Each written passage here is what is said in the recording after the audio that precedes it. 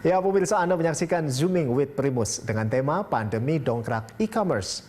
Diskusi ini akan menghadirkan sejumlah narasumber dan kita langsung bergabung dengan News Director Berita Satu Media Holdings, Primus Dorimulu. Silakan Pak Primus.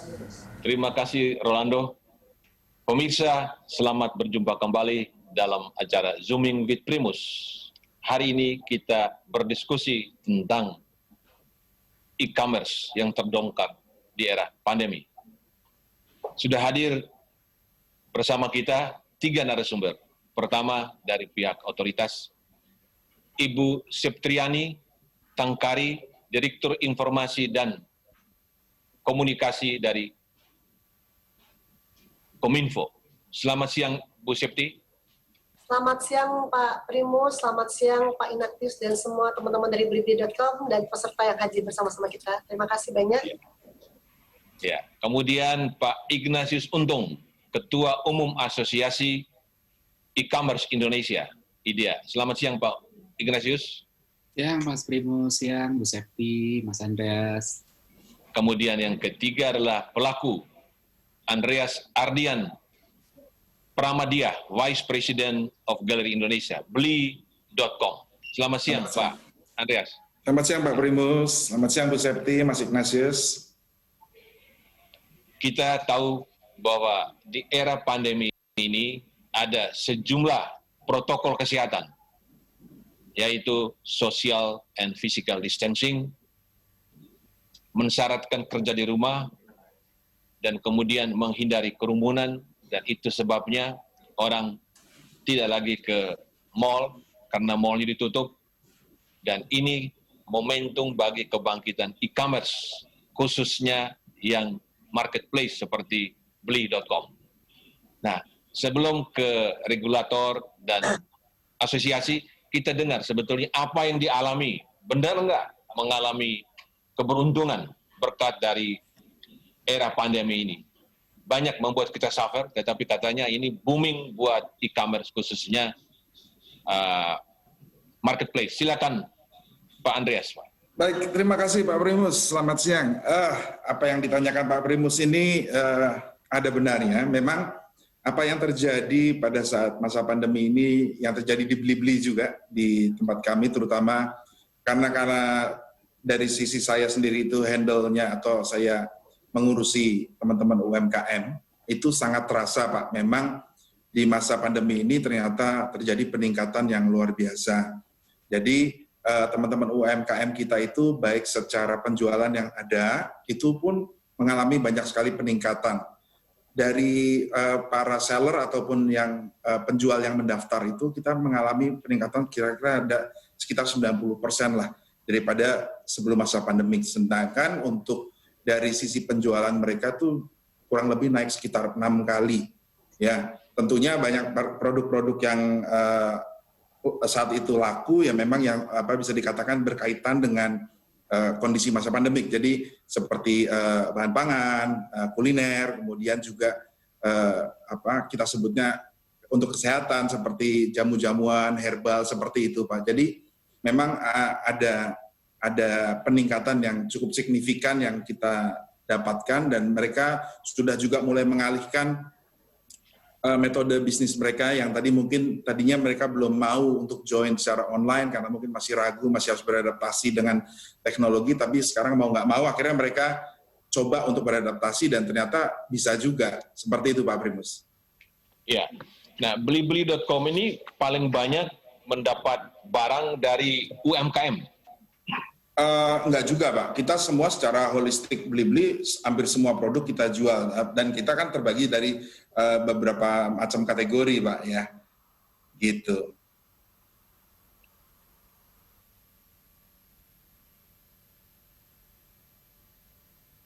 Halo?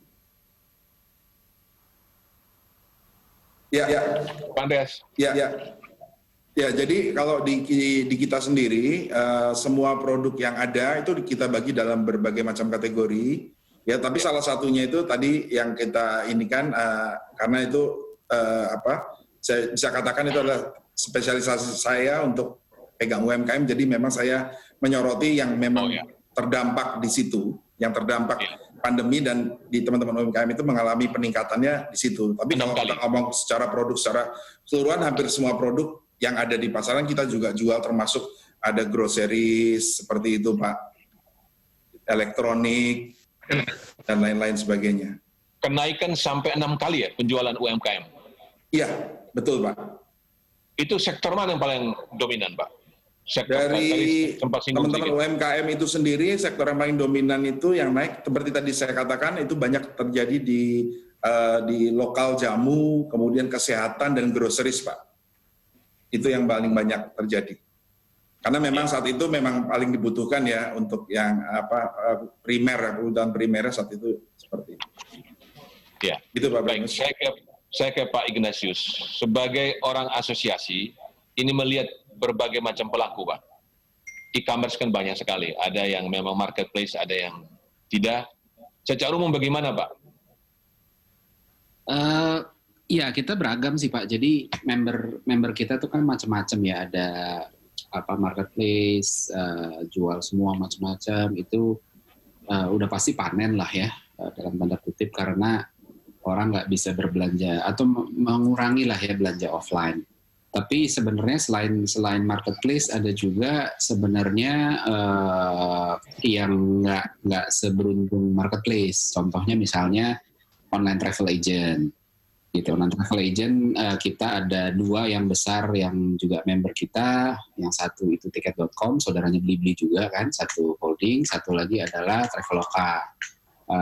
Dari data yang kami dapat sih, dua-duanya ya udah bisa diprediksi lah ya sebenarnya orang airline sempat stop, terus sekarang pun ketika sudah beroperasi lagi juga dibatasi kapasitasnya, hotel juga masih belum pulih gitu kan, otomatis traveling juga jadi nggak begitu bagus dan online travel agent kena imbas. Yang ketiga juga yang kena imbas tuh sebenarnya adalah ride hailing. Kebetulan 2 perusahaan ride hailing terbesar di Indonesia, Grab dan Gojek, dua-duanya juga member kami. Kita mendapat info bahwa dua-duanya juga mengalami pergeseran lah ya. Di satu sisi transportnya turun karena kemarin kan sempat ojek motor nggak boleh bawa penumpang. Sekarang pun setelah boleh pun juga kita juga belum kembali seperti normal karena orang belum semuanya keluar rumah lagi, masih banyak yang WFH gitu kan, termasuk kita juga ini masih online gitu ya. Tapi di sisi lain sebenarnya dari pemesan makanan lumayan ada lonjakan sedikit lah ya, kurang lebih gitu sih. Iya. Kalau dari data Kominfo, Ibu Septri, ya itu berapa sebetulnya angka e-commerce, Pak, Bu Septi? Kalau tadi bilang kenaikan UMKM 6 kali itu luar biasa. Tapi sayangnya baru berapa persen yang sudah e-commerce ya? Baik Pak, mungkin kalau kita bicara tentang jumlah UMKM yang saat itu ada 64,2 juta Pak. Jadi kita tuh melihat bahwa saat ini bagaimana kita sudah masuk ke dalam dari ke go online atau e-commerce itu sudah mencapai 9,4 juta. Ini adalah kolaborasi bukan saja hanya Kominfo Pak, tapi seluruh kolaborasi dari semua marketplace. Karena harapan kami dengan itu dari kita karena Kominfo punya suatu program yaitu program 8 juta UMKM go online Pak yang kita sampaikan, dan untuk saat ini jumlah onboarding yang kita lakukan, kebetulan kami juga bersama-sama dengan teman-teman keseluruhan dari 7 kementerian kita punya satu program Pak, itu program Bangga Buatan Indonesia.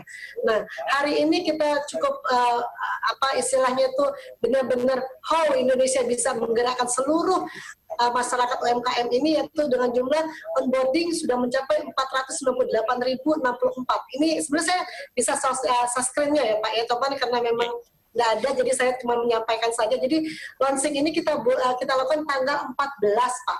Tapi pada saat 14 bulan Mei kemarin sampai dengan 10 bulan Juni ini sudah mencapai 498. Jadi saya rasa hari ini kita sudah bisa melihat bahwa peluang untuk UMKM berjualan daring ini 17,1% yang ada. Kemudian kontribusi dari pendapatan yang ada ini bisa mencapai 56 sampai dengan 59%, Pak. Nah ini adalah suatu hal yang tidak mimpi bahwa mimpinya Pak Presiden Pak Jokowi itu Indonesia Digital of ASEAN. Harapan kita kenapa? Hampir meskipun pandemi yang kita hadapi saat ini cukup mengganggu, tapi saya rasa tidak semua, karena saat ini justru peluang ini disambut baik oleh masyarakat kita semua karena adanya adaptasi kebiasaan baru, yaitu adanya 9 sektor ekonomi yang dibuka kembali setelah adanya pandemi COVID-19 ini, Pak. Jadi bagaimana sektor-sektor ini adalah sektor pertambangan, perminyakan, industri, konstruksi, perkebunan, pertanian, dan peternakan serta perikanan, apalagi logistik dan transportasi barang. Jadi pertimbangan ini adalah kita masih fokus pada kesehatan, tapi ekonomi adalah suatu hal yang sangat urgensi untuk menggerakkan masyarakat kita, khususnya untuk teman-teman kita yang berusaha di ekonomi kecil dan menengah. Nah, kita juga bisa melihat, Pak, saat ini setelah launching gerakan BBI, penjualan produk UMKM secara daring mengalami peningkatan sebanyak 2.080% sampai dengan bulan tanggal 27 Mei ini. Artinya saat ini semua pertumbuhan pesanan order yang ada itu adalah kegotong royongan kita semua, dan disinilah pemerintah hadir untuk mengajak teman-teman semua yang bergerak di usaha kecil dan menengah maupun UMKM ataupun bisnis go online ini bisa memberikan dampak yang sangat besar, Pak. Yang kita harapkan tidak mimpi lagi bahwa untuk mencapai istilahnya itu pergerakan ekonomi kita, ini kita juga di bidang ekonomi itu ada 9 kebijakan. Yang ada 9 kebijakan ekonomi pemerintah yang dikeluarkan tanggal 24 bulan 4 tahun 2020, 5 skema pemulihan UMKM, kemudian kebijakan keuangan negara dan stabilitas sistem keuangan untuk penanganan COVID, Perpu nomor 1 tahun 2020, dan 11 kebijakan ekonomi yang kita lakukan bersama. Di samping itu, Pak Prabowo dan teman-teman semua, saya rasa kita juga seberapa rentan UMKM Indonesia terhadap COVID 2019 ini. Kita bisa melihat jika pada krisis tahun 1998, UMKM sangatlah tangguh dan berperan sangat besar menopang istilahnya itu krisis ekonomi perekonomian Indonesia. Namun saat ini justru ini pun juga diberikan pada saat kendala COVID ini, karena banyak anak-anak muda yang sudah memberikan inovasi yang cukup besar. Kemudian bagaimana upaya pemerintah memberikan bantuan langsung atau stimulus yang diberikan tergantung pada fase kehidupan UMKM. Contohnya pandemi, kalau kita lihat upaya pemerintah pada saat pandeminya adalah insentif pajak. Untuk UMKM itu hanya diberikan pajak 0, Pak, saat ini. Yang biasanya itu 2,5%. Artinya kesempatan teman-teman tuh ya untuk mendapatkan haknya. Kemudian relaksasi dan restrukturisasi kredit dari perbankan. Kemudian perluasan pembiayaan dan digitalisasi dan off-taker. Nah, ini juga kita lakukan pemerintah. Kemudian teman-teman yang bangkrut, alhamdulillah kita berkomitmen pemerintah memberikan bantuan langsung tunai atau BLT berbasis data by name by address. Tapi di sini juga ada keterkecualian, Pak. Kalau orang-orang yang sudah punya istilah itu black hitam di bank, ya kita juga nggak memberikan. Mungkin itu. Kemudian untuk pasca pandemi, dilakukan aktivasi usaha sesuai dengan protokol 2019. Kemudian pelatihan dan pendampingan ini dilakukan oleh teman-teman marketplace ya Mas Andreas ya, dan kita lakukan bersama-sama dari Sabang sampai Merauke, karena betul sekali Bu Septi. Jadi kita bukan hanya Kominfo, ini adalah program bersama kita bergerak untuk meningkatkan taraf hidup masyarakat khususnya UKM yang ada di Indonesia. Ini adalah kemudian kita melakukan onboarding, Pak. Onboarding ini kita lakukan sejak tahun 2017. Lalu, dan alhamdulillah teman-teman marketplace ini sangat membantu. Jadi pemerintah itu tidak bekerja sendiri, teman-teman media mensupport kita, kemudian juga fintech, khususnya finansial teknologi, memberikan kemudahan untuk mendapatkan istilahnya itu memberikan insentif peminjaman keuangan. Nah, jadi kita melihat bahwa hari ini pun teman-teman dari LKPP mengajak seluruh masyarakat Indonesia, seluruh pemerintah, Pak, justru mengajak seluruh pemerintah untuk membeli produk-produk lokal. Artinya buatan bangsa kita, buatan anak negeri. Karena banyak juga ya buatan lokal tapi dibuat dari luar negeri ya kan Pak. Mungkin itu yang saya sampaikan sebelumnya. Baik Bu. Baik, terima kasih Bu Septi. Pemirsa, kita akan berdiskusi dengan sejumlah angle yang lain, yaitu bagaimana soal keamanan data dari mereka yang punya barang, para pembeli, dan bagaimana hak cipta.